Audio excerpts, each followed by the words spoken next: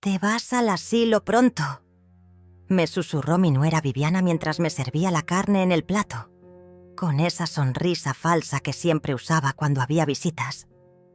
El tenedor se me resbaló de las manos y cayó al suelo con un ruido metálico que nadie más pareció notar.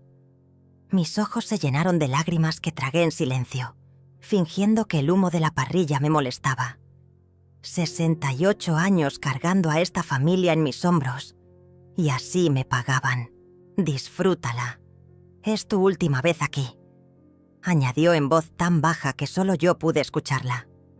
Mi corazón se detuvo. El mundo siguió girando a mi alrededor.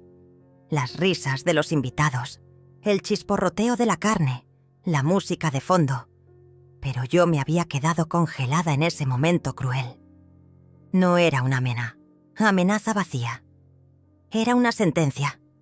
Todo había comenzado tan normal esa mañana de domingo. Me levanté temprano, como siempre.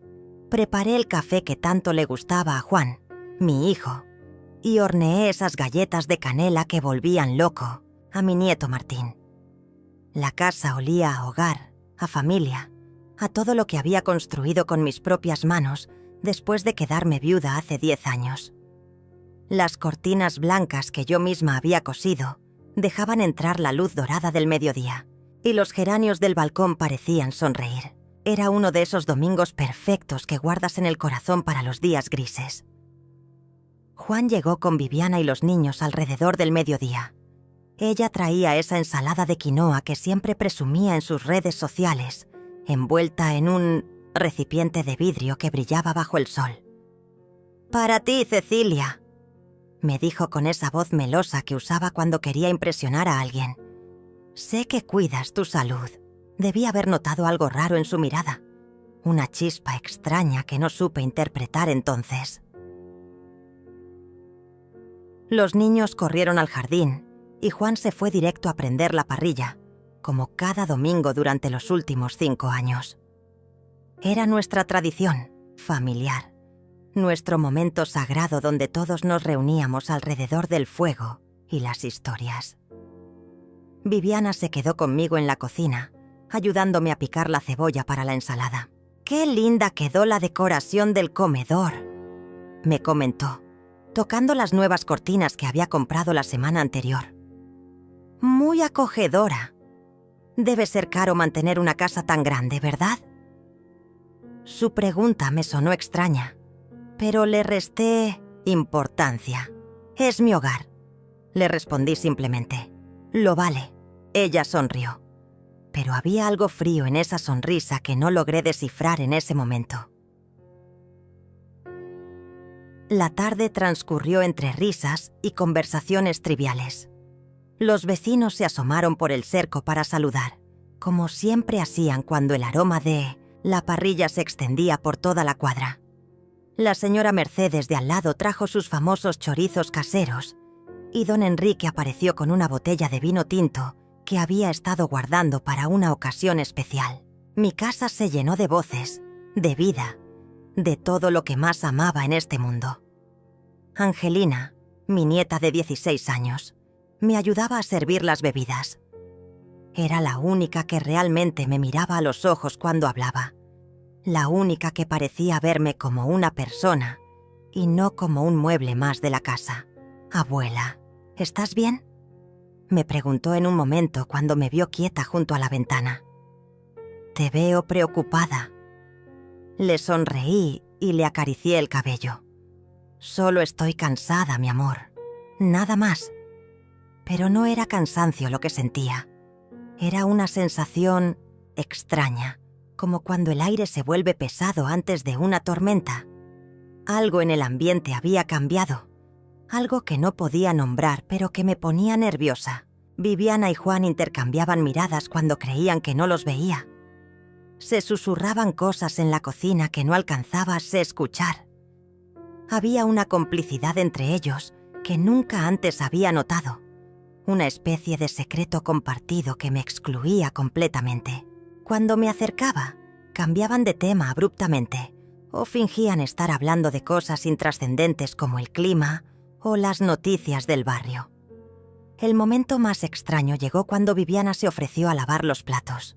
Nunca, en 5 años, de matrimonio con mi hijo, se había ofrecido voluntariamente a ayudar en la cocina. Siempre tenía una excusa, que le dolía la espalda, que había trabajado mucho durante la semana, que los niños la necesitaban. Pero ese día insistió. «Déjame hacerlo, Cecilia. Tú has trabajado suficiente». Mientras lavaba, aprovechó para revisar los cajones de la cocina con disimulo. «¿Dónde guardas los recibos de servicios?», me preguntó casualmente. «Por si algún día necesitas ayuda con los pagos». La pregunta me tomó por sorpresa. «En Mintedaisana, el escritorio del living», le respondí sin pensar mucho. «¿Por qué?». «Por nada especial», dijo rápidamente. «Solo curiosidad». Esa noche, después de que todos se fueron, me quedé despierta en mi cama pensando en todos esos pequeños detalles que habían quedado flotando en el aire como moscas molestas. Las preguntas de Viviana sobre los gastos de la casa, las miradas cómplices con Juan, su repentino interés por ayudar en la cocina. Algo no encajaba, pero no sabía qué. Era como armar un rompecabezas sin tener la imagen completa, solo piezas sueltas que no terminaban de formar un sentido. «Coherencia». Me levanté y caminé por la casa en la oscuridad, tocando las paredes que conocía de memoria, respirando el aroma familiar de mi hogar. Todo estaba en su lugar, pero yo sentía que algo había cambiado para siempre. Al día siguiente, Juan me llamó por teléfono más temprano que de costumbre. «¿Cómo amaneciste, mamá?», me preguntó con una voz extrañamente solícita. «Pensé que te habías visto un poco cansada ayer».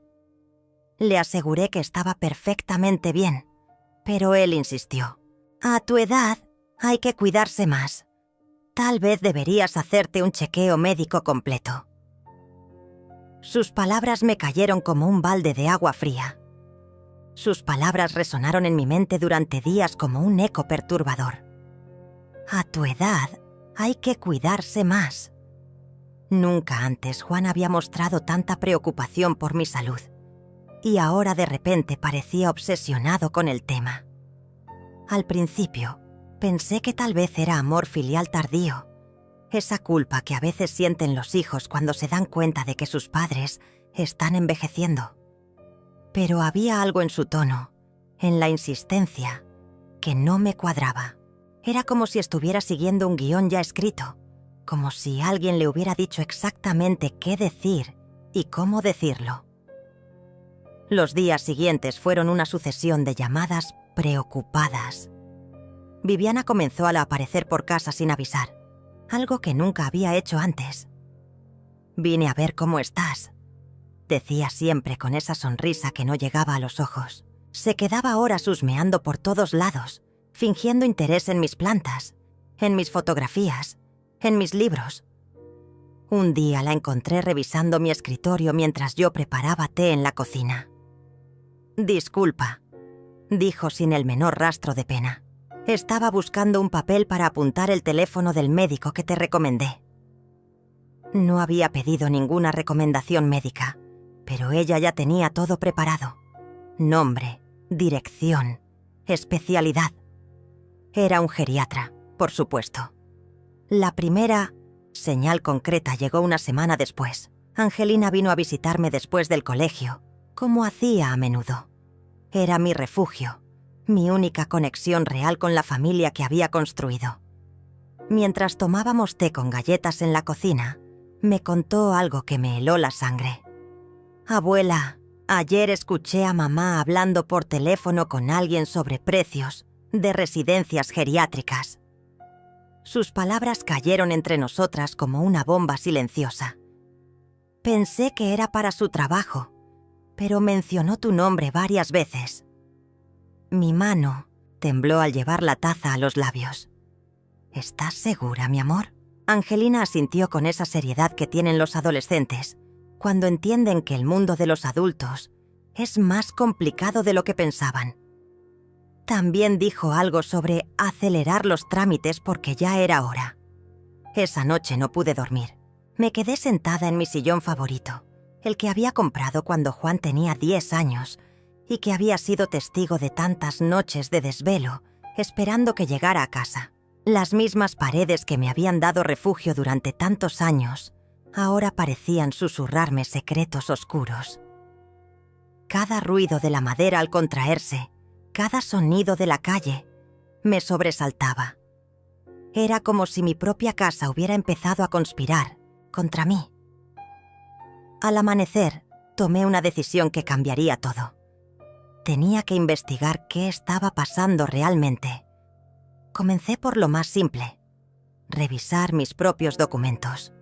Durante años había confiado en Juan para que me ayudara con algunos trámites bancarios, especialmente después de que me rompiera la muñeca el año pasado y me costara escribir. Le había dado poder para algunas gestiones específicas, nada importante, o eso creía yo. Pero cuando revisé mis papeles esa mañana, encontré documentos que no recordaba haber firmado. Autorizaciones para consultas médicas, permisos para obtener información de mis cuentas bancarias, incluso una copia de mi testamento que no tenía por qué estar ahí. Todo estaba prolijamente organizado en una carpeta nueva que no era mía. La revelación más perturbadora llegó cuando decidí revisar las redes sociales de Viviana. Nunca había sido muy activa en Internet, pero Angelina me había enseñado a usar su teléfono para ver Facebook. Lo que encontré me quitó el aliento. Viviana había publicado varias fotos mías de los últimos meses, pero no eran fotos normales. Me había fotografiado en momentos en que yo no me daba cuenta. Cuando me levantaba del sillón con dificultad después de estar mucho tiempo sentada, cuando me quedé dormida viendo televisión, cuando me costó abrir un frasco en la cocina. Todas las fotos estaban acompañadas de comentarios desgarradores sobre lo difícil que se había vuelto cuidarme, sobre su sacrificio diario, sobre lo preocupada que estaba por mi deterioro.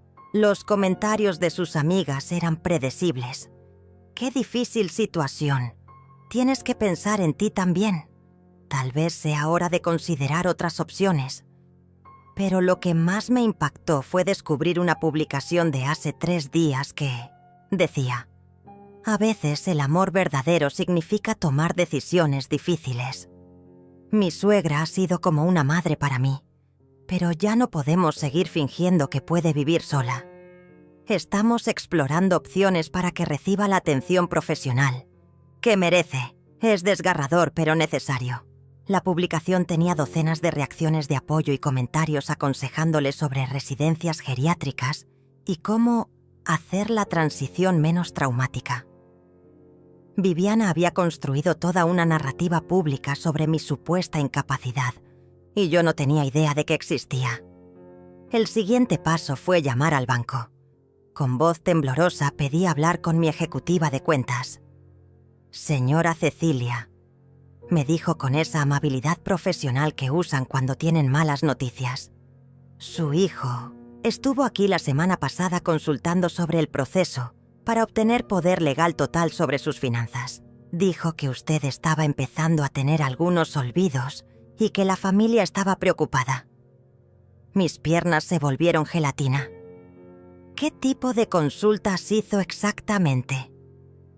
Quería saber qué documentación necesitaba para poder manejar sus cuentas sin su presencia. También preguntó sobre la venta de propiedades y cómo transferir fondos a cuentas de terceros. Colgué el teléfono con las manos temblando. La imagen completa comenzó a formarse en mi mente como una fotografía que se revela lentamente en el cuarto oscuro. No era paranoia. No era mi imaginación. Era real, concreto, documentado. Juan y Viviana habían estado planeando esto durante meses, tal vez años. Habían construido cuidadosamente una historia sobre mi incapacidad. Habían sembrado dudas sobre mi autonomía. Habían preparado el terreno legal y social para justificar lo que venía después.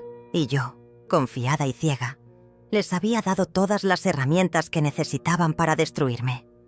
Esa tarde, cuando Viviana apareció con su visita sorpresa habitual, la recibí como siempre.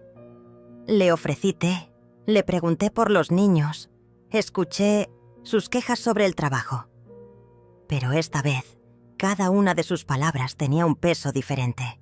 Cuando comentó que la casa era demasiado grande para mí sola, cuando sugirió que tal vez necesitaba ayuda con la limpieza, cuando mencionó casualmente que había visto un documental sobre residencias geriátricas muy modernas y cómodas, yo solo asentía y sonreía. Por dentro, sin embargo, algo había cambiado para siempre. Por dentro, algo se había roto y reconstruido al mismo tiempo. Era como si hubiera despertado de un sueño largo y confuso para encontrarme en una pesadilla muy real. Pero no era el tipo de despertar que te paraliza con miedo. Era el despertar de un animal que descubre que ha estado siendo cazado y decide convertirse en cazador. Esa noche, después de que Viviana se fue con sus falsas sonrisas y sus comentarios envenenados, me senté frente al espejo del dormitorio y me miré realmente por primera vez en años. Vi una mujer de 68 años con arrugas ganadas, honestamente, con manos que habían trabajado toda la vida, con ojos que habían visto demasiado pero que seguían siendo inteligentes. No era la anciana frágil y confundida que ellos querían que fuera. Era Cecilia, la misma que había criado sola a Juan después de enviudar, la que había levantado este hogar con su propio esfuerzo, la que había sobrevivido a pérdidas que habrían destruido a personas más débiles. Al día siguiente comencé mi propia investigación en serio. Si iban a jugar sucio, yo tenía que conocer todas las reglas del juego. Llamé a Enrique, mi vecino jubilado que había trabajado durante 30 años como contador público. «Enrique», le dije con una calma que no sentía, «necesito pedirte un favor muy importante». Le expliqué mi situación sin entrar en detalles dramáticos, solo los hechos fríos y concretos. Su silencio al otro lado de la línea fue elocuente. «Cecilia», me dijo finalmente, «he visto casos así antes. Lo primero que tienes que hacer es proteger tus activos. ¿Tienes todos tus documentos originales en tu poder?». La pregunta me cayó como un rayo. No lo sabía con certeza. Esa tarde, mientras Juan estaba en el trabajo y Viviana llevaba a los niños al colegio, registré mi propia casa como una detective. Encontré cosas que me helaron la sangre. En el cajón de la cocina donde guardaba los documentos de servicios, faltaban las escrituras de la casa. En su lugar había una nota manuscrita con la letra de Juan que decía: «Llevé las escrituras para hacer una consulta legal. Te explico después». La nota no tenía fecha. No recordaba que me hubiera dicho nada sobre ninguna consulta legal. En la caja fuerte pequeña que tenía en el armario, donde guardaba mi testamento original y algunos ahorros en efectivo, faltaban varios documentos importantes. El testamento seguía ahí, pero había copias de todo lo demás que no recordaba haber autorizado. Lo más perturbador lo descubrí cuando revisé mi computadora, esa que Juan me había regalado el año pasado para que pudiera mantenerme en contacto con la familia. Había historial de búsquedas que yo no había hecho, síntomas de demencia senil, cuándo es necesario el internamiento geriátrico, cómo obtener poder legal sobre padres ancianos, residencias de larga estadía. En la zona también encontré borradores de emails que nunca había escrito, guardados en la carpeta de borradores. Eran consultas a residencias geriátricas firmadas con mi nombre, preguntando por precios y disponibilidad para internamiento urgente por deterioro cognitivo progresivo. Tenían fechas de la semana anterior, pero el descubrimiento que me quebró por completo estaba en el teléfono de la casa. Juan había instalado un sistema de grabación de llamadas por seguridad, me había dicho. Yo pensé que era para evitar estafas telefónicas, algo común en el barrio. Pero cuando logré acceder al sistema con la ayuda de Enrique, encontré horas de grabaciones de mis propias conversaciones. No solo las llamadas que recibía, sino también fragmentos de conversaciones que tenía conmigo misma cuando estaba sola en casa, captados por algún dispositivo que no lograba identificar. Había grabaciones de mí hablando sola mientras cocinaba, quejándome del dolor de espalda, incluso canturreos mientras limpiaba. Todo material que podía ser usado para construir un perfil de deterioro mental si se editaba de la manera correcta. La trampa era perfecta. Durante meses, tal vez años, habían estado documentando cada momento de debilidad, cada signo normal de envejecimiento, cada gesto humano que pudiera interpretarse como incapacidad. Las fotos en redes sociales, las grabaciones, los documentos médicos que habían conseguido a través de los permisos que yo había firmado sin entender completamente. Tenían un expediente completo sobre mi supuesta incompetencia para vivir de manera independiente. Y lo más cruel de todo era que lo habían hecho desde adentro de mi propia casa, usando mi confianza como arma contra mí. Esa noche, cuando Juan vino a cenar como si nada hubiera pasado, lo observé con ojos completamente nuevos. Era mi hijo, la persona que había llevado en mi vientre, a quien había criado con amor infinito, quien me había dado mis nietos queridos. Pero también era un extraño que había estado planeando mi destrucción sistemática mientras yo le cocinaba sus platos favoritos y le lavaba su ropa. La dualidad era desgarradora. Cuando me preguntó cómo había pasado el día, le conté sobre mis actividades normales. Un poco de jardinería, algo de limpieza, una charla con la vecina. Él asentía y sonreía, pero yo podía ver cómo evaluaba cada una de mis palabras, buscando signos de confusión o deterioro que pudiera agregar a su archivo mental. «Mamá, te ves cansada», me dijo mientras lavaba los platos. «Tal vez deberías tomarte las cosas con más calma». Era la misma frase que había usado la semana anterior, y la anterior a esa. Un mantra repetido para convencerme gradualmente de mi propia fragilidad. «Estoy bien, hijo», le respondí con la misma sonrisa de siempre. Solo los años que pasan, pero por dentro estaba calculando, planificando, preparándome para una guerra que no había elegido, pero que estaba decidida a ganar. Al día siguiente llamé a un abogado que me recomendó Enrique. No cualquier abogado, sino uno especializado en derecho de familia y protección de adultos mayores. Su consultorio estaba en el centro de la ciudad, lejos de mi barrio donde todos conocían a Juan. Le conté toda la historia sin omitir detalles. Él escuchó en silencio, tomando notas de vez en cuando, asintiendo con la gravedad de quien ha visto demasiados casos similares. «Señora Cecilia», me dijo cuando terminé, «usted está siendo víctima de lo que llamamos abuso patrimonial sistemático. Lo bueno es que se dio cuenta a tiempo. Lo malo es que ellos han sido muy metódicos en su aproximación». Me explicó que los casos como el mío eran más comunes de lo que la gente imaginaba. Hijos que veían a sus padres como obstáculos para acceder a una herencia, que justificaban sus acciones con preocupaciones falsas sobre la salud o la seguridad. El patrón era siempre el mismo: aislar gradualmente a la víctima, construir una narrativa de incapacidad, obtener poderes legales y finalmente tomar control total de los bienes.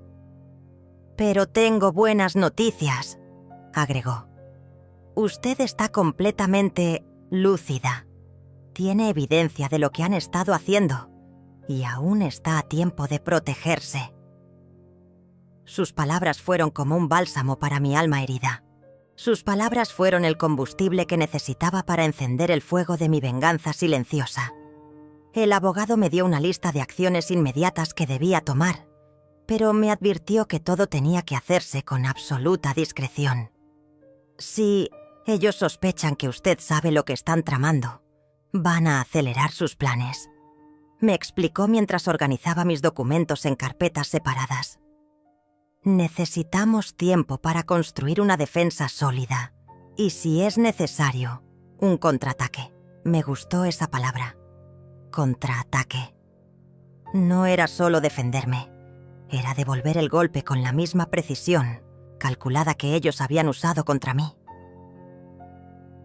Lo primero que hice fue cambiar todas mis contraseñas bancarias y revocar cualquier autorización que hubiera dado a Juan para acceder a mis cuentas. El gerente del banco, un hombre mayor que me conocía desde hacía años, me miró con una mezcla de comprensión y tristeza cuando le expliqué la situación. Desafortunadamente, señora Cecilia, estos casos están volviéndose cada vez más frecuentes, me dijo mientras procesaba los cambios. Hijos que ven a sus padres como cuentas bancarias con patas. Sus palabras fueron duras pero honestas. También instalé alertas en todas mis cuentas para que me notificaran cualquier intento de acceso no autorizado. El segundo paso fue más complicado emocionalmente. Tenía que seguir fingiendo normalidad mientras reunía evidencia. Cada día era una actuación perfecta. Cuando Juan llamaba para preguntar cómo estaba, yo respondía con la misma voz de siempre. Cuando Viviana aparecía con sus visitas espontáneas, la recibía con té y sonrisas. Pero ahora tenía una pequeña grabadora que el abogado me había prestado, escondida en el bolsillo de mi delantal. Cada conversación sospechosa, cada comentario sobre mi salud, cada sugerencia sobre residencias geriátricas quedaba registrada con fecha y hora. La actuación más difícil llegó el miércoles de esa semana. Juan apareció en casa con Viviana y un hombre que presentaron como Dr. Martín, un especialista que queríamos que te conociera. No era una cita médica programada, era una emboscada.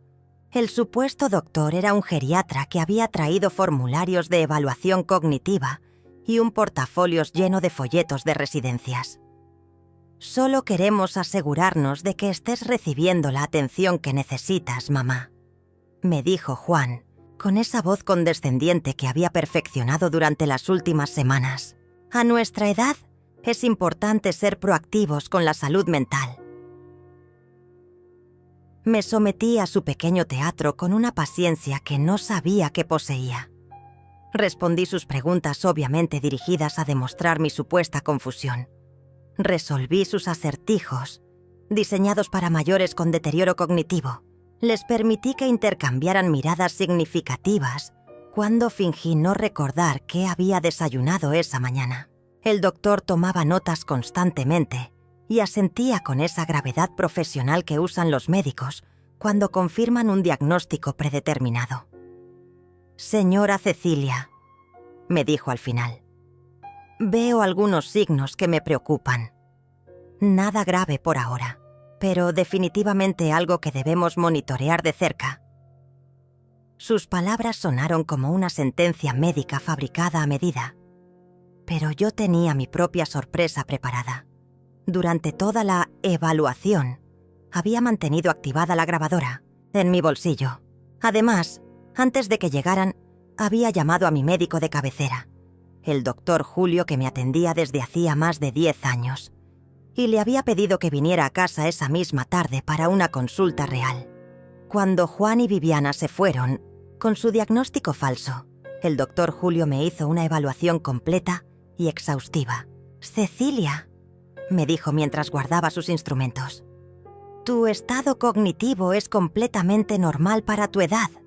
De hecho, estás mejor que muchas personas 20 años más jóvenes que veo en mi consulta. Me extendió un certificado médico, oficial, que confirmaba mi perfecta salud mental y mi total capacidad para tomar decisiones independientes. Esa noche, mientras revisaba la grabación de la visita del falso especialista, descubrí algo que me heló la sangre. Al final de la consulta, cuando pensaban que yo no podía escucharlos, Juan y el doctor habían intercambiado algunas palabras en la puerta. ¿Cuánto tiempo necesitas para preparar el reporte?, había preguntado mi hijo. 1 semana máximo, había respondido el médico. Con esto deberían poder iniciar el proceso de internamiento involuntario sin problemas. La palabra involuntario Resonó en mi mente como un gong siniestro. No solo querían internarme, querían hacerlo contra mi voluntad, usando documentos médicos fraudulentos. Los días siguientes fueron los más difíciles de toda mi vida. Tenía que mantener la fachada de normalidad, mientras por dentro me consumía una mezcla tóxica de rabia, dolor y determinación. Cada abrazo de Juan se sentía como el beso de Judas. Cada sonrisa de Viviana era una puñalada disfrazada de amor. Pero también había momentos de claridad absoluta, cuando sabía exactamente lo que tenía que hacer.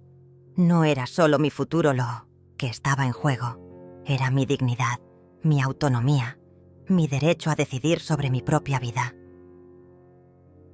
El viernes de esa semana llegó el momento decisivo.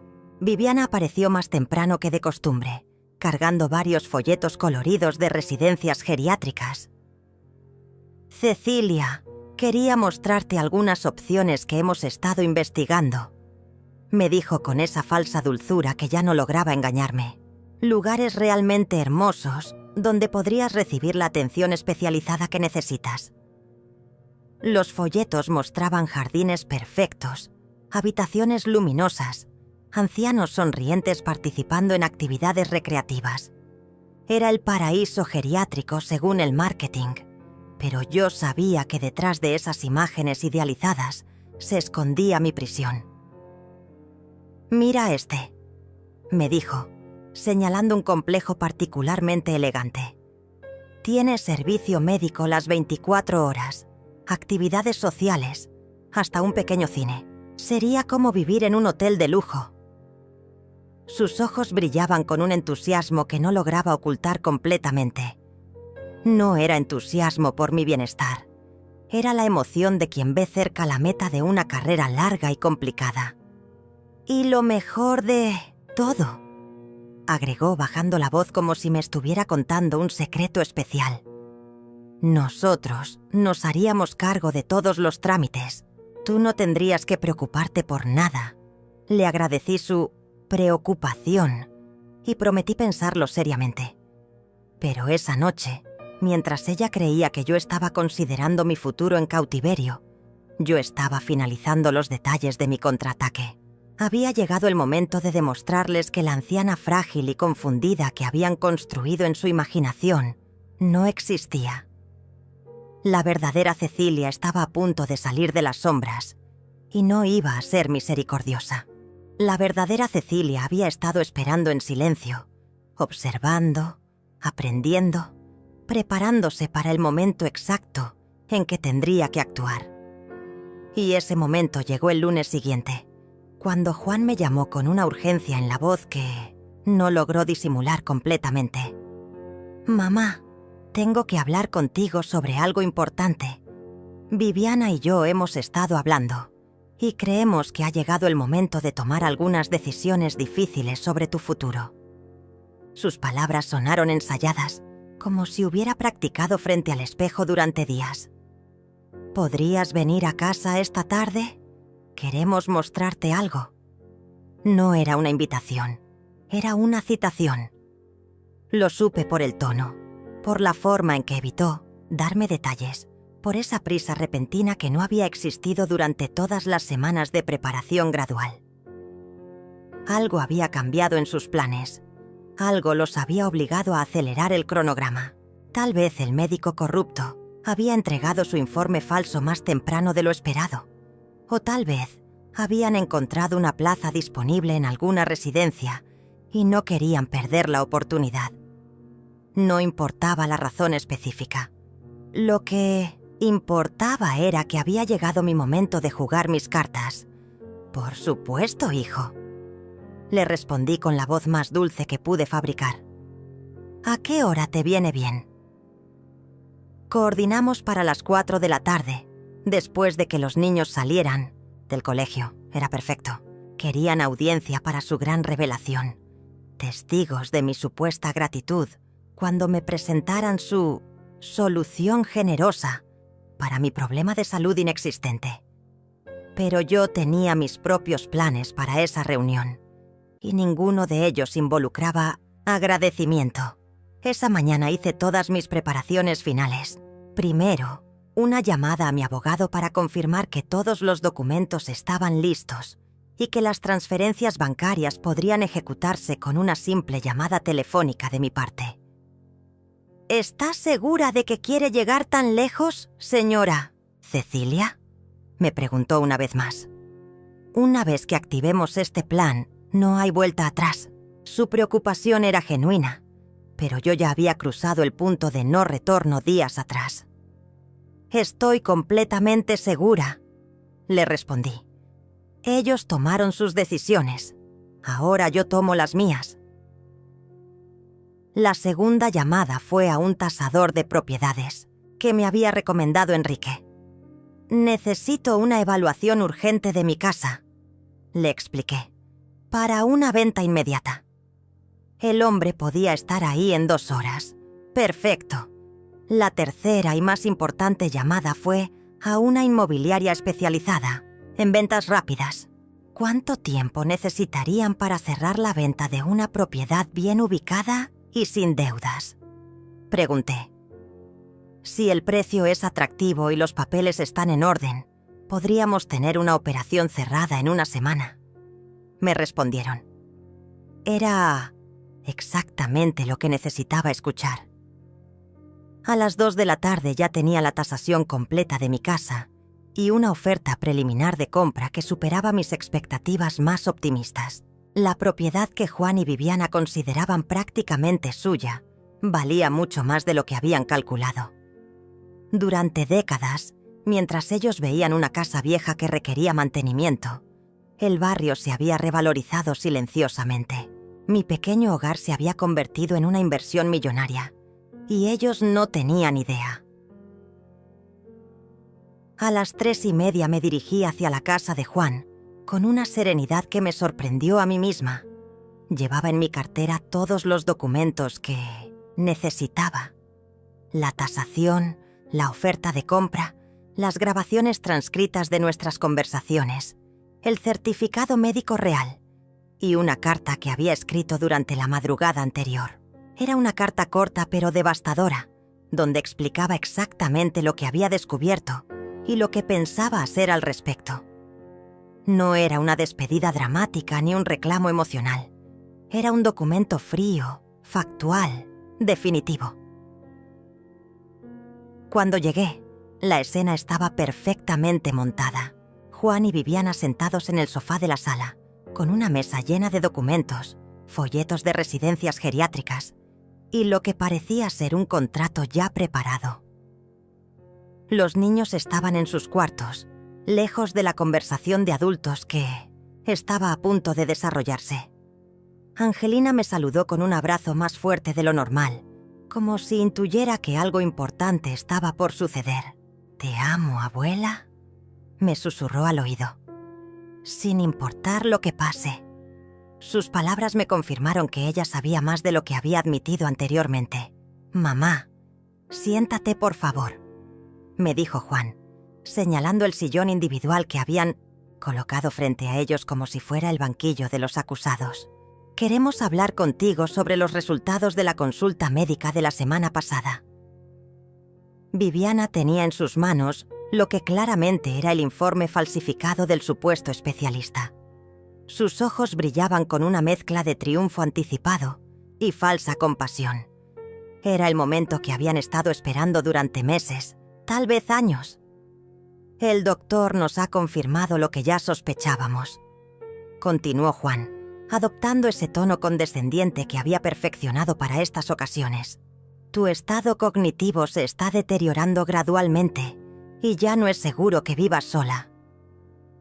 Las palabras salían de su boca con una fluidez que delataba cuántas veces había practicado este discurso. «Sabemos que esto es difícil de aceptar, pero como familia tenemos la responsabilidad de protegerte, incluso de ti misma». Viviana se unió al coro con su propia versión de preocupación fabricada. «Hemos encontrado un lugar maravilloso, Cecilia. Un lugar donde vas a estar segura, donde van a cuidarte mejor de lo que nosotros podemos hacerlo en casa». Desplegó los folletos sobre la mesa como un vendedor presentando su mejor producto. «Mira, qué jardines tan hermosos, qué habitaciones tan cómodas. Vas a tener compañía de tu edad, actividades especiales, atención médica permanente».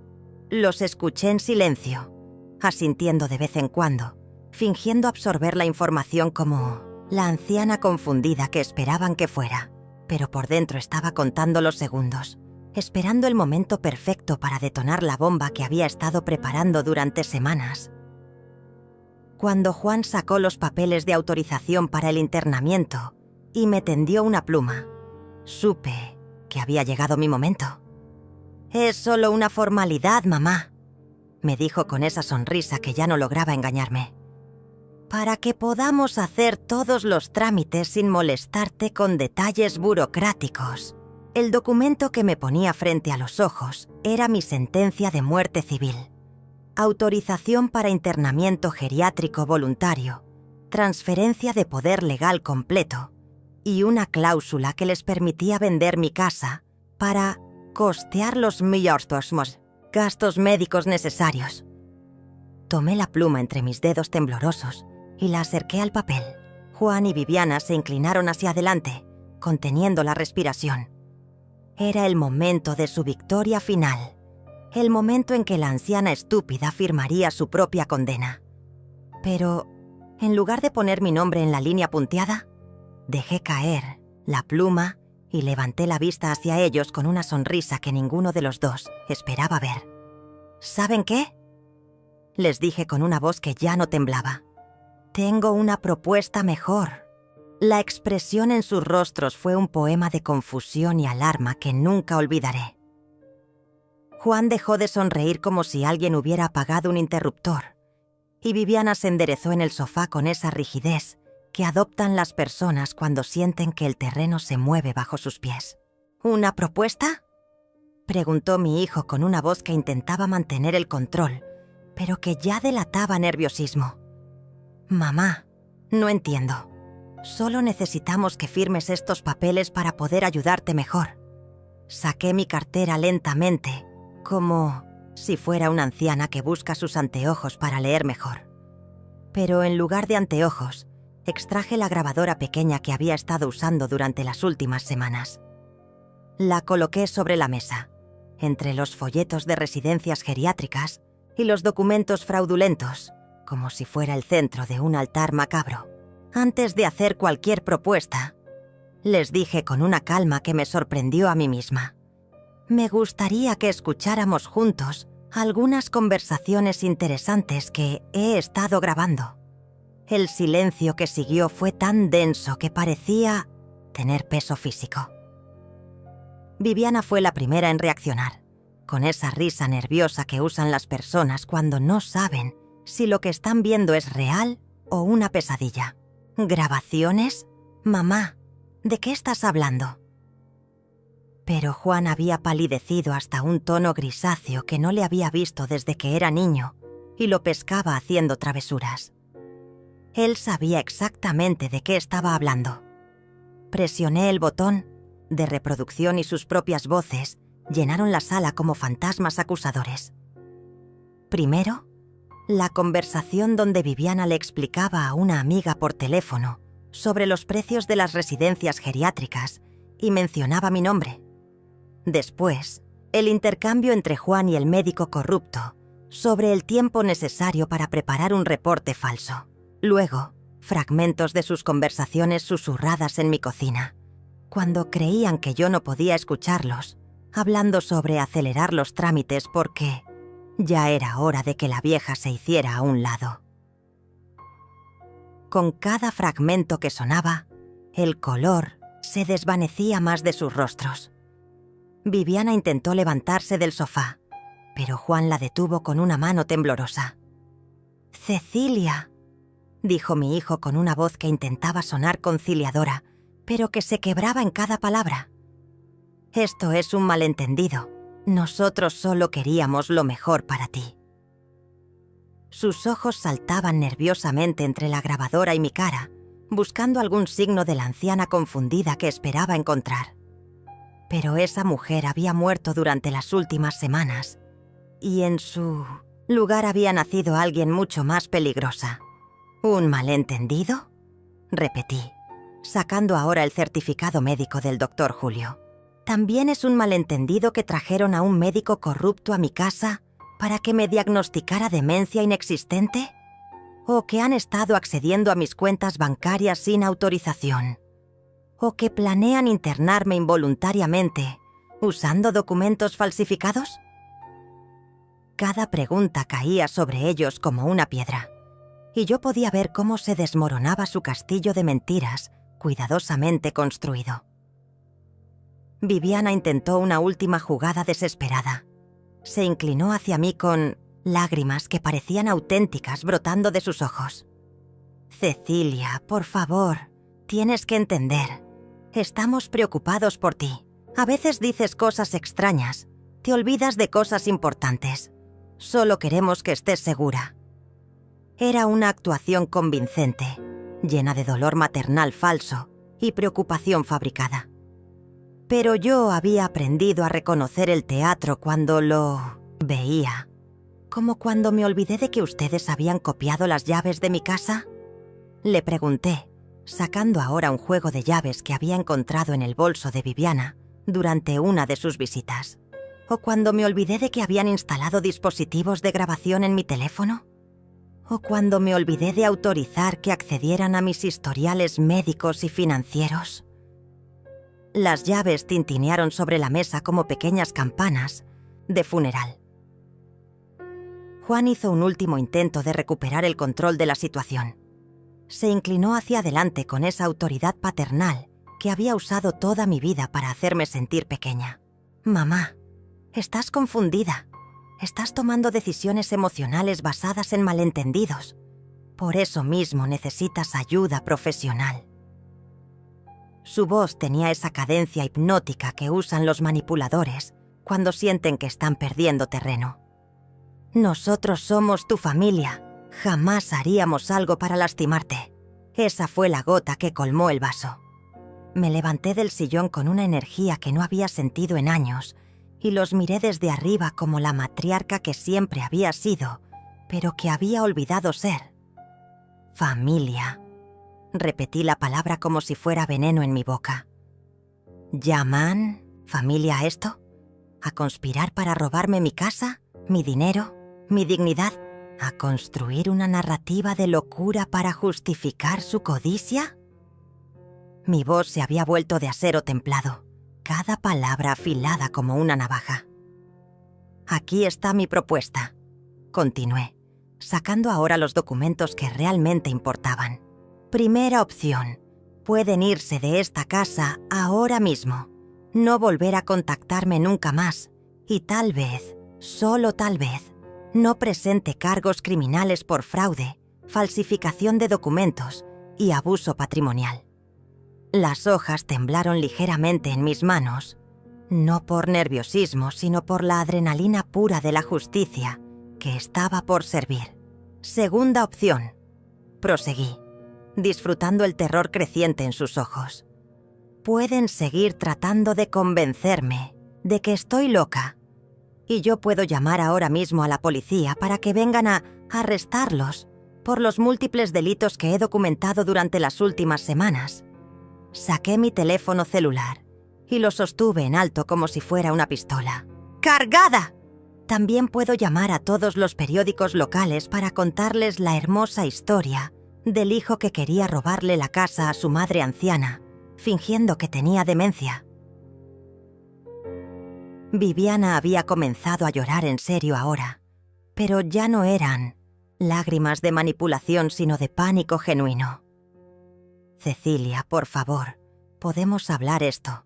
Podemos encontrar una solución que funcione para todos». Su voz se había convertido en un gemido desesperado. La voz de alguien que ve cómo se desmorona el futuro que había planeado tan cuidadosamente. «Pero eso no es todo», agregué, sacando finalmente el documento que había estado guardando para el final. «Porque resulta que mientras ustedes planeaban robarme mi casa, yo la vendí». El silencio que siguió fue absoluto. Ni siquiera se escuchaba el tic-tac del reloj de pared. Ayer firmé los papeles. La transacción se completa el viernes. Tienen 3 días para sacar todas sus cosas de mi propiedad. La explosión fue inmediata y devastadora. Juan se levantó del sofá como si le hubieran prendido fuego, con los ojos desorbitados y las venas del cuello marcándose como cuerdas tensas. «¡No puedes hacer eso!», gritó con una voz que no reconocí, una voz que jamás había usado conmigo en 68 años de vida. «Esa casa es nuestra. Hemos invertido años cuidándote, sacrificándonos por ti». Sus manos temblaban de rabia y por un momento pensé que iba a golpear algo o a alguien. Viviana se había puesto de pie también, pero su reacción fue diferente. Se llevó las manos a la cara como si quisiera borrarse de la realidad, como si pudiera deshacer todo lo que acababa de escuchar cerrando los ojos con suficiente fuerza. «No, no, no», murmuraba entre sollozos que ahora eran completamente auténticos. «Esto no puede estar pasando. Nosotros no merecemos esto». Sus palabras sonaron patéticas incluso para ella misma. ¿Sacrificándose? Repetí la palabra de Juan con una calma que contrastaba dramáticamente con su explosión. ¿Llaman sacrificio a robar? ¿A mentir?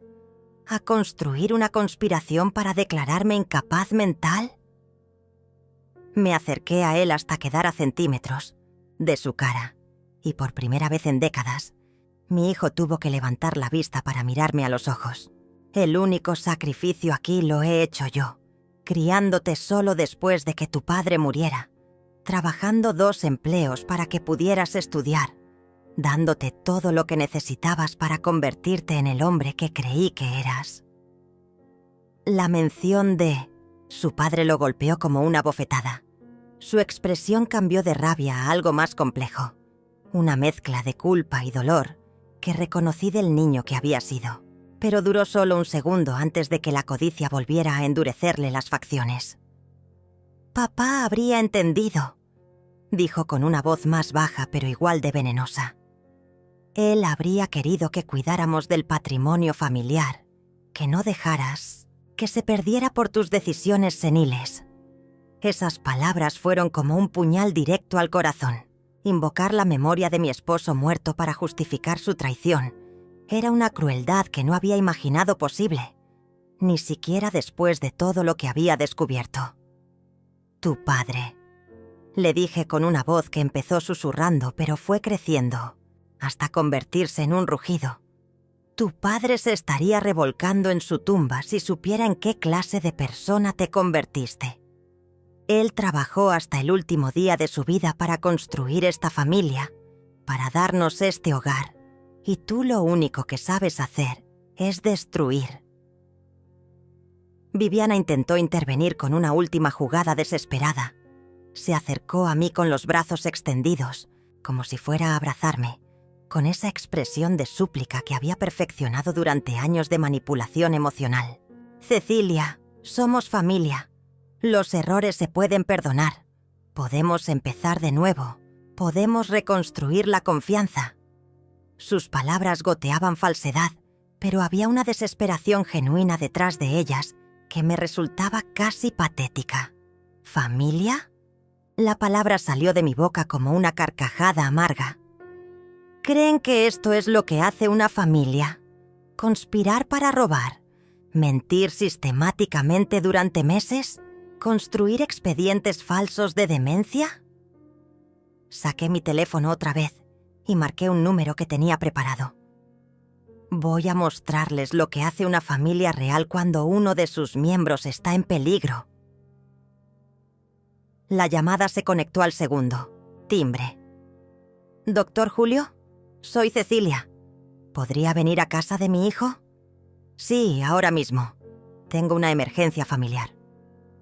Corté la llamada y los miré con una sonrisa que no tenía nada de maternal. El doctor Julio va a venir a confirmar una vez más mi perfecto estado mental y también va a ser testigo de esta conversación. Por si acaso a ustedes se les ocurre después inventar que yo estaba confundida cuando tomé estas decisiones. Juan, Había comenzado a caminar de un lado a otro como un animal enjaulado. Esto es una locura. No puedes destruir a tu propia familia por un malentendido. Su voz se quebraba entre la rabia y algo que podía haber sido pánico. Piensa en los niños. Piensa en Angelina. ¿Qué va a ser de ellos si nos quedamos sin casa? Esa fue la primera vez en toda la conversación que mencionó a sus hijos como algo más que elementos decorativos de la escena familiar perfecta que había estado construyendo. Pero ya era demasiado tarde para jugar la carta de los nietos. «Los niños van a estar bien», le respondí con una frialdad que me sorprendió a mí misma. Van a aprender una lección valiosa sobre las consecuencias de la traición y la codicia. Y Angelina, mi querida Angelina, ya sabe toda la verdad porque ella fue quien me alertó sobre sus planes desde el principio. El silencio que siguió fue ensordecedor. Viviana dejó de llorar y se quedó mirándome con la boca abierta, como si no pudiera procesar lo que acababa de escuchar. Juan se detuvo en seco en medio de su caminata frenética. ¿Angelina sabía?, preguntó con una voz que era apenas un susurro ronco.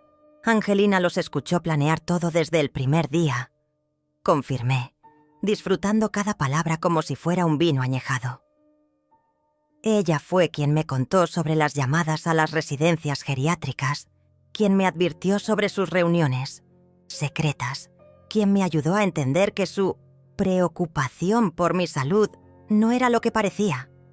A diferencia de ustedes, mi nieta sí sabe lo que significa la lealtad familiar. Viviana se desplomó de vuelta en el sofá como si sus piernas hubieran dejado de sostenerla. «No puede ser», murmuró.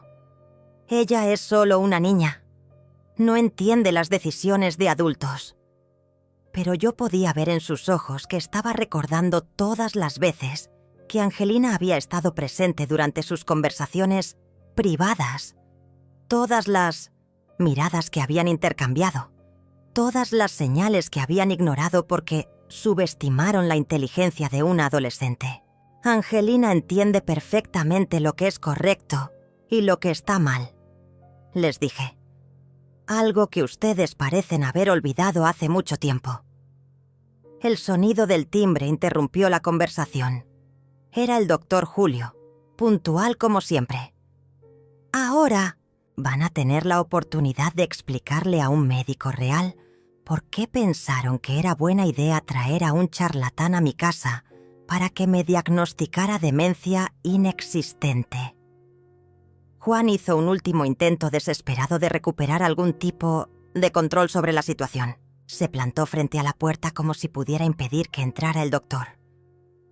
«Mamá, por favor», me suplicó con una voz que no había usado desde que era niño. «No hagas esto. Podemos arreglarlo todo. Podemos olvidar que esto pasó y empezar de nuevo». Pero era demasiado tarde para súplicas.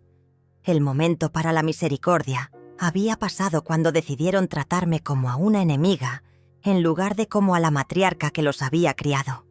Abrí la puerta y recibí al doctor Julio con la sonrisa más genuina que había tenido en semanas. Era un hombre mayor, de esos médicos de la vieja escuela que todavía creen en las visitas a domicilio y en conocer realmente a sus pacientes. «Cecilia», me dijo con esa voz calmada que había consolado a mi familia durante tantos años. «Todo está bien. Sonabas preocupada por teléfono». Sus ojos inmediatamente captaron la tensión en el ambiente, la postura defensiva de Juan, las lágrimas en los ojos de Viviana. «Doctor, me alegra que haya venido tan rápido», le dije conduciéndolo hacia la sala donde mis queridos familiares esperaban como criminales ante un juez. Quería que fuera testigo de una conversación muy importante sobre mi salud mental. El doctor Julio conocía a Juan desde que era adolescente. Había atendido a toda la familia durante décadas. Su presencia llenó la habitación con una autoridad médica incuestionable que contrastaba brutalmente con la farsa que habían montado con su especialista corrupto. «Juan, Viviana», saludó el doctor con cortesía profesional.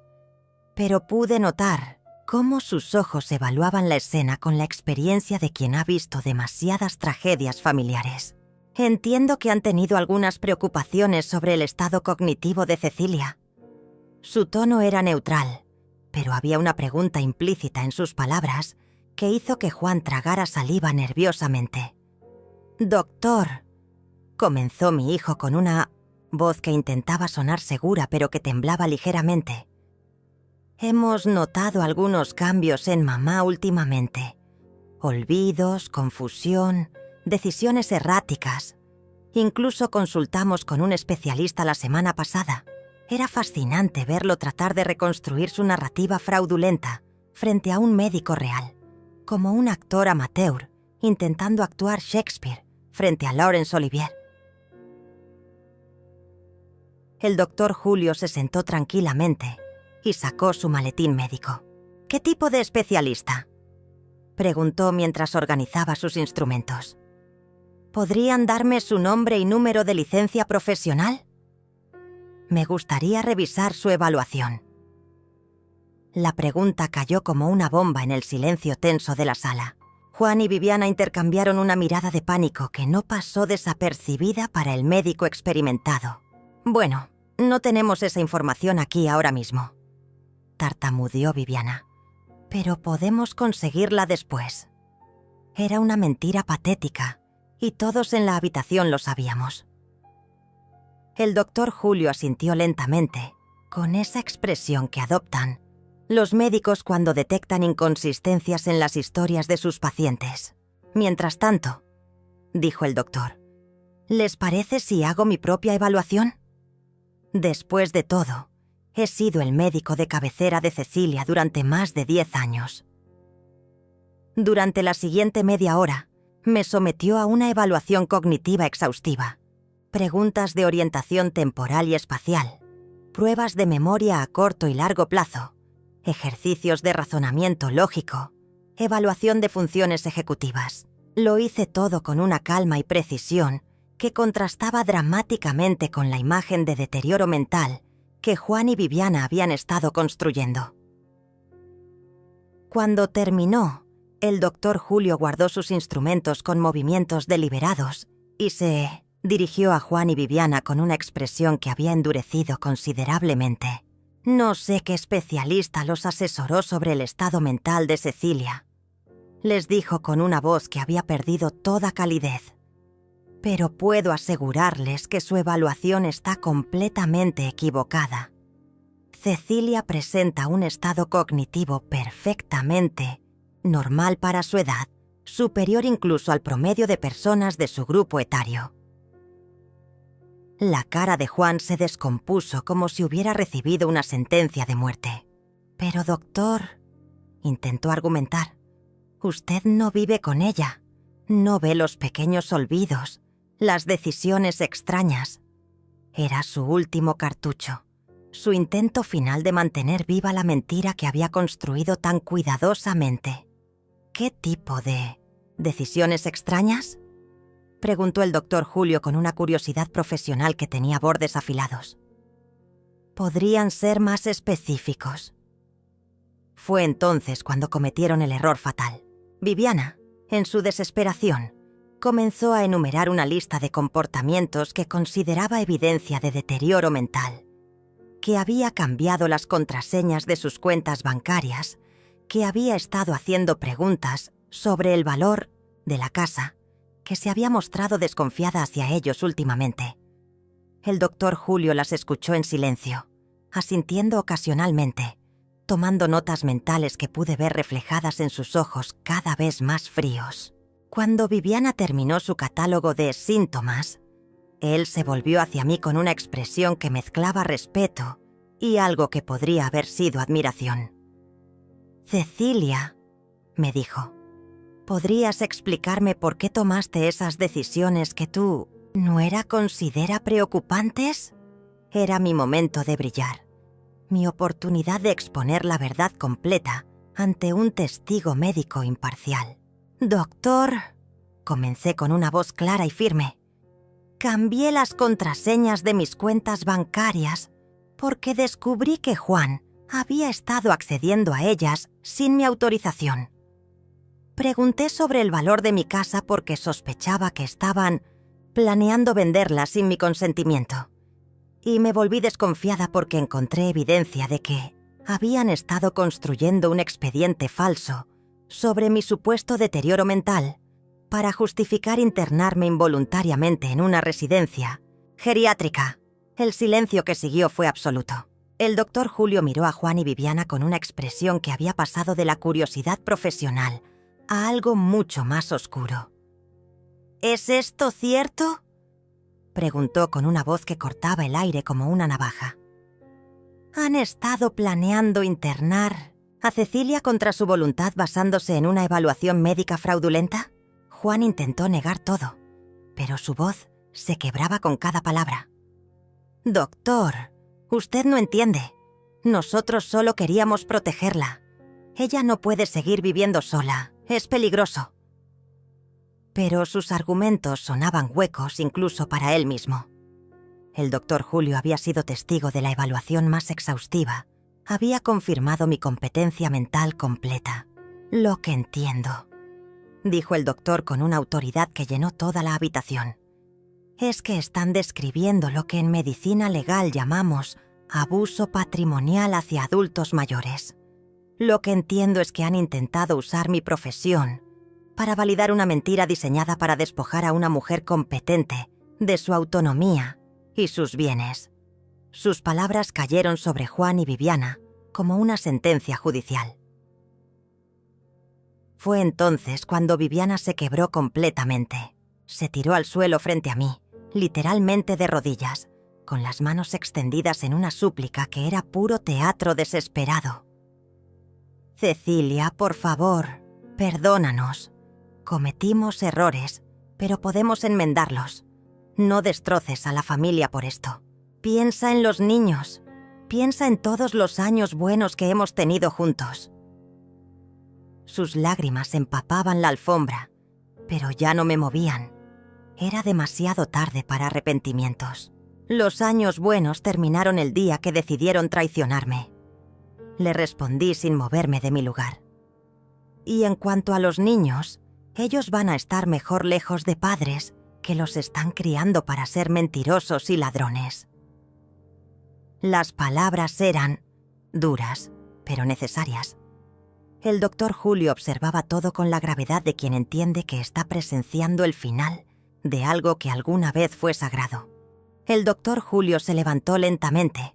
Guardó sus instrumentos con la solemnidad de quien ha presenciado una tragedia griega desarrollándose en tiempo real. «Cecilia», me dijo con una voz que mezclaba respeto profesional y afecto genuino, «si necesitas cualquier documentación adicional sobre tu perfecta competencia mental o si requieres testimonio médico para cualquier procedimiento legal, cuentas conmigo». Sus palabras fueron una declaración de guerra silenciosa contra la farsa que habían intentado construir a mi alrededor. Cuando se fue, la casa se sumió en un silencio que tenía peso y textura. Juan seguía de pie junto a la ventana, mirando hacia la calle como si esperara que apareciera una solución mágica para el desastre que había creado. Viviana permanecía en el sofá, ya sin lágrimas, con esa expresión vacía de quien acaba de comprender que ha perdido una guerra que creía tener ganada. Era el silencio de los derrotados, de quienes han jugado todas sus cartas y se han quedado sin opciones. «Tienen 3 días», repetí con una calma que contrastaba brutalmente con el caos emocional que los rodeaba. 3 días para sacar todas sus pertenencias de mi casa. Después de eso, cualquier cosa que quede será considerada basura y la mandaré al vertedero. Mis palabras cortaban el aire como sentencias inapelables. No había lugar para negociación. No había espacio para súplicas de última hora. Fue entonces cuando escuché pasos en la escalera. Angelina bajaba lentamente. Había estado escuchando todo desde su cuarto. Su rostro mostraba una mezcla compleja de dolor y alivio. La expresión de alguien que ha estado cargando un secreto demasiado pesado durante demasiado tiempo. Se acercó a mí y me tomó de la mano con una ternura que contrastaba dramáticamente con la frialdad que había llenado la habitación durante las últimas horas. «Abuela», me dijo con una voz que temblaba ligeramente pero que sonaba firme. «Lamento no haberte contado todo desde el principio. Tenía miedo de que no me creyeras. Tenía miedo de destruir la familia». Sus ojos se llenaron de lágrimas genuinas. Las primeras lágrimas reales que había visto en esa casa en mucho tiempo. «Pero cuando te vi firmar esos papeles la semana pasada, cuando vi cómo te estaban engañando, no pude quedarme callada». La abracé con una fuerza que no sabía que conservaba. Era mi salvación, mi única conexión real con la familia que pensé que había perdido para siempre. «Hiciste lo correcto, mi amor», le susurré al oído. «La familia real se protege mutuamente, no se destruye por dinero». Juan nos miraba desde su rincón con una expresión que mezclaba dolor paternal y resentimiento hacia su propia hija, como si no pudiera decidir si estaba orgulloso o furioso con la joven que había destruido sus planes. «Angelina», dijo Viviana con una voz que intentaba recuperar algún tipo de autoridad maternal. «No entiendes las decisiones de adultos. Esto va a ser muy difícil para toda la familia». Era un último intento desesperado de manipular la situación, de hacer que la adolescente se sintiera culpable por haber hecho lo correcto. Pero Angelina ya no era la niña fácilmente manipulable que habían conocido. Se enderezó y miró a sus padres con una madurez que los sorprendió a todos. «Entiendo perfectamente», les dijo con una voz que no admitía réplicas. «Entiendo que querían robarle la casa a la abuela. Entiendo que construyeron mentiras sobre su salud mental. Entiendo que trajeron a un médico falso para que la declarara incapaz. Y entiendo que si hubieran salido con la suya, habrían destruido a la única persona de esta familia que realmente me ama». Sus palabras cayeron sobre Juan y Viviana como golpes físicos. Era el juicio final, pronunciado por la persona cuya opinión más les importaba, cuyo futuro habían usado como justificación para todos sus actos. Ver a su propia hija condenarlos con tanta claridad y determinación fue el golpe final que destruyó cualquier esperanza que pudieran haber conservado de revertir la situación. Los días siguientes fueron un ballet macabro, de mudanza forzada y silencio vengativo. Juan y Viviana aparecían a horas extrañas para recoger sus pertenencias, siempre evitando encontrarse conmigo, siempre cargando cajas con la urgencia desesperada de quien huye de un incendio. Los niños no entendían completamente lo que estaba pasando, pero la tensión era tan densa que incluso ellos se movían en silencio, como si caminaran sobre vidrio roto. El viernes, cuando firmé los papeles finales de la venta de mi casa, sentí una liberación que no había experimentado en décadas. No era solo la casa lo que estaba vendiendo. Era toda una vida de expectativas traicionadas, de confianza mal depositada, de amor no correspondido. El comprador era una pareja joven con niños pequeños que llenó los espacios vacíos con risas auténticas y planes esperanzadores. Era perfecto. Mi hogar iba a volver a ser un hogar para gente que sabía valorarlo. Me mudé a un apartamento pequeño pero luminoso en el centro de la ciudad, cerca de parques y cafeterías, lejos de los recuerdos amargos y las traiciones familiares. Angelina viene a visitarme todos los fines de semana. Cocinamos juntas, hablamos de todo y nada. Construimos una relación nueva basada en respeto mutuo y amor genuino. Ella es mi familia real ahora, la única que vale la pena conservar de los escombros de lo que alguna vez creí que tenía. Juan y Viviana intentaron contactarme varias veces durante los primeros meses. Llamadas telefónicas que no respondí, cartas que tiré sin abrir, mensajes desesperados a través de conocidos mutuos. Incluso llegaron a mi nuevo apartamento una vez, pero el portero tenía instrucciones estrictas de no dejarlos subir. Con el tiempo, los intentos se fueron espaciando. hasta desaparecer completamente. Supongo que finalmente entendieron que algunas traiciones no tienen perdón, que algunos puentes, una vez quemados, no se pueden reconstruir. Ahora, mientras escribo esta historia, sentada en mi balcón con vista al parque, viendo a Evangelina estudiar, en la mesa del comedor que compramos juntas, siento una paz que no había conocido en años. El té humea en mi taza favorita. Los geranios nuevos florecen en las macetas que cuelgan de la baranda. Y el teléfono está silencioso porque, finalmente, aprendí a rodearlo de personas que merecen mi tiempo y mi amor. Ellos nunca más tocaron mi nombre, y yo nunca más volví atrás.